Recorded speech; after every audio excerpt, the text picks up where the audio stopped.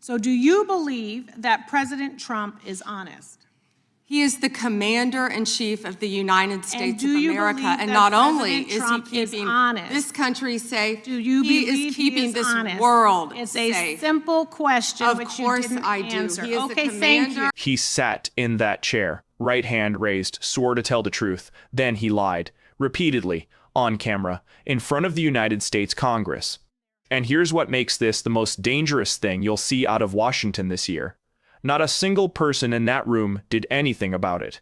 I want you to hold that thought, because by the end of this, you're going to understand something that most political coverage completely misses about how congressional hearings actually work, and why that gap between what you think happens in those rooms and what actually happens is costing you more than you know. This isn't a partisan story.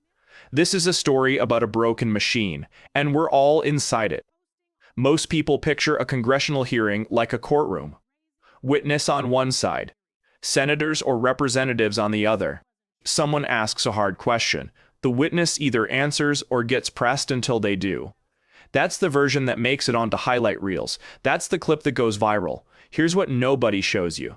A congressional hearing has no judge. There's no mechanism to force an answer in real time. A witness can say, "I don't recall," 47 times in one session, and I'm not being dramatic. That has literally happened, and walk out without a scratch. They can contradict their own written testimony submitted 2 days earlier and face no immediate consequence. They can look a U.S. senator in the eye and say something that 3 separate federal documents prove is false, and the senator's only tool in that moment is a follow-up question that they have 45 seconds left to ask.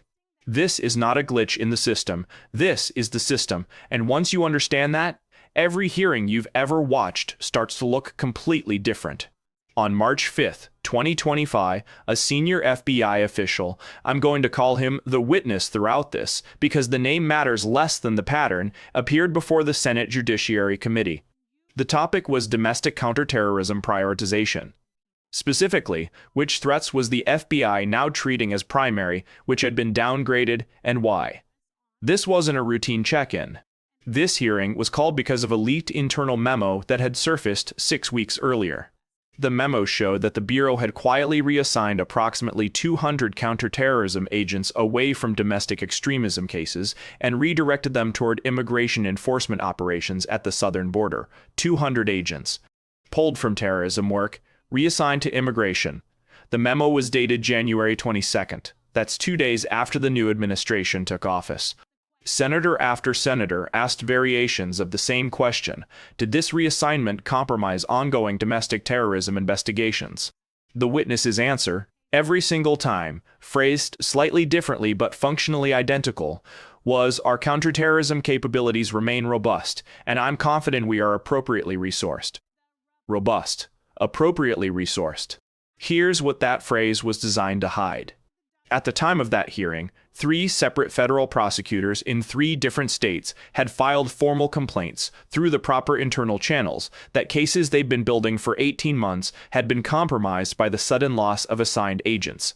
One of those cases involved a network of individuals who had conducted surveillance on a federal courthouse. Another involved financial transfers connected to a domestic extremist organization that had been on the Bureau's radar since 2022. Those complaints existed. On paper, in the system. The witness knew about them. He said appropriately resourced anyway. Now I want to slow down here, because this is the part that most coverage glosses over. And it's the most important part. There are 3 ways a witness can mislead a congressional hearing without technically committing perjury, and understanding all 3 changes how you watch every future hearing. The first is omission. You answer the question asked, not the question meant. Are your capabilities robust? Yes. That's technically defensible. It says nothing about whether specific cases were harmed. The second is definitional flexibility. Appropriately resourced means whatever the speaker decides it means.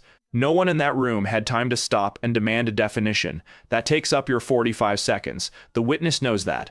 The third, and this is the one that almost nobody talks about, is bureaucratic lag. By the time an investigation into potential false congressional testimony is opened, processed, and concluded, the administration that the witness serves may have changed. The political will to pursue it may have evaporated. The witnesses who could have corroborated the contradictory evidence may have moved on, retired, or been quietly transferred. The hearing is a moment. Accountability requires sustained institutional pressure over months or years, and that pressure almost never materializes. This isn't cynicism, this is documented history. Since 2000, there have been 22 documented criminal referrals to the DOJ for false statements made in congressional testimony. 9 were declined without action. 8 resulted in no charges. 5 resulted in charges. Of those 5, 3 produced convictions. And in all 3 cases, the individual was a relatively low-level figure with limited political protection. The math is not subtle. Here's where this stops being an abstract institutional problem and starts being something that directly affects you. Those 200 agents that were reassigned, they weren't chasing hypothetical threats. They were mid-investigation. They had sources, they had timelines, they had targets under active surveillance. When you pull agents mid-investigation without transition planning, sources go cold, surveillance windows close. Subjects, notice the change in monitoring patterns. 3 months later, the cases are compromised in ways that are very difficult to reverse. One of the prosecutors who filed an internal complaint, and whose complaint the witness was aware of when he said, appropriately resourced, later told a journalist on background that a target they'd been watching for 14 months relocated out of the country within 6 weeks of the agent reassignment. Just left. Whether that was connected to the operational disruption or coincidence, they couldn't prove. But the window was gone. That's not a stat in a report. That's a real investigation into a real threat that may have walked out the door because a bureaucratic decision was made to prioritize optics at the border over active domestic security work. And then the official who knew all of this sat in front of the United States Senate and said, appropriately resourced. Here's the part of the story that I find most revealing, and I want you to think about this carefully. Of the 22 senators who participated in that hearing, at least 4 had been privately briefed by their staff on the existence of those internal prosecutor complaints before the session began. Their staff had done the work. They had the information. Watch the footage of that hearing back. Those 4 senators asked the witness precise, pointed questions. Specific case numbers weren't mentioned. They can't be an open session, but the shape of the questions was different. They were trying to catch a specific lie. They didn't get it. 45 seconds wasn't enough. The witness knew exactly how to stay one step inside the legal boundary. The other 18 senators? Most of them were working off prepared questions developed without that background context. They were, in a very real sense, fighting in the dark. This is the structural problem at the heart of congressional oversight. The committees are not equally resourced. Staff capacity varies dramatically from office to office. The witnesses and their legal teams have months to prepare. The senators, managing hundreds of competing legislative priorities, often have days, sometimes hours. The witness always has the advantage. Always. And the system was not designed to fix that. Remember at the beginning I said hold a thought? That nobody in that room did anything? Here's the thing I didn't tell you yet.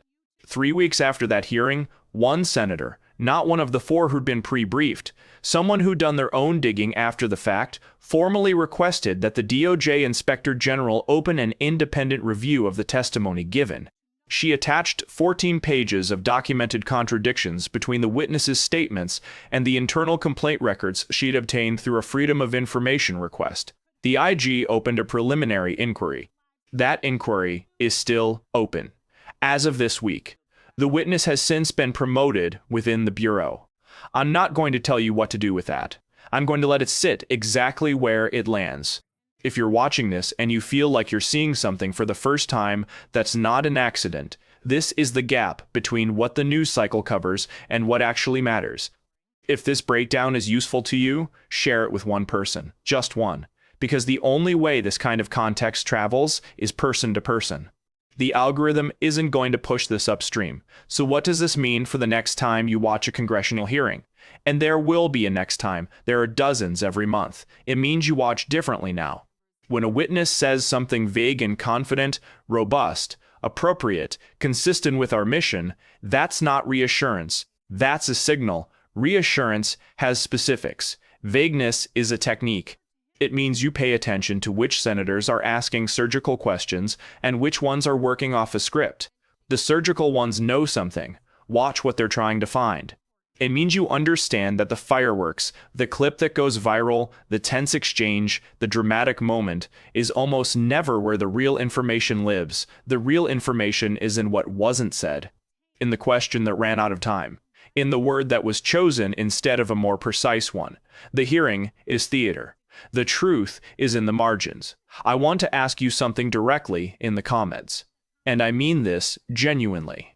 Have you ever watched a congressional hearing and felt like something was off, like the witness was technically answering but not really saying anything, and you couldn't quite name what you were watching? Drop that in the comments, because that instinct you had was correct, and I want to know how often people are picking up on this without anyone confirming it for them. Here's where we are. A senior federal official sat before the United States Senate, was aware of documented evidence that contradicted his testimony, and described a situation with a phrase calibrated to be legally defensible and factually hollow. He was promoted afterward. The inquiry is ongoing. The agents are still reassigned. The misconception most people carry into a hearing is that the room has power, that the oversight is real, that when someone raises their right hand and swears an oath, the institution has teeth. The truth is more uncomfortable. The institution has process. Process and power are not the same thing. What makes the difference? The only thing that makes the difference is sustained public attention. Not one viral clip. Not one angry tweet. Sustained, informed pressure. Over months. That's what they're betting you won't do. That's what this channel exists to help you do. If you want to keep following this inquiry as it develops, and I will be covering it when the IG releases findings, subscribe and hit the bell. I don't post every day. I post when something matters, and I'll make sure you don't miss it. The IG inquiry timeline, the agent reassignment numbers, and the documented contradiction records. Links to all of it are in the description. Read it yourself. Don't take my word for it. That's the whole point. They swore an oath. The oath assumed the room had the power to enforce it. It doesn't. Yet.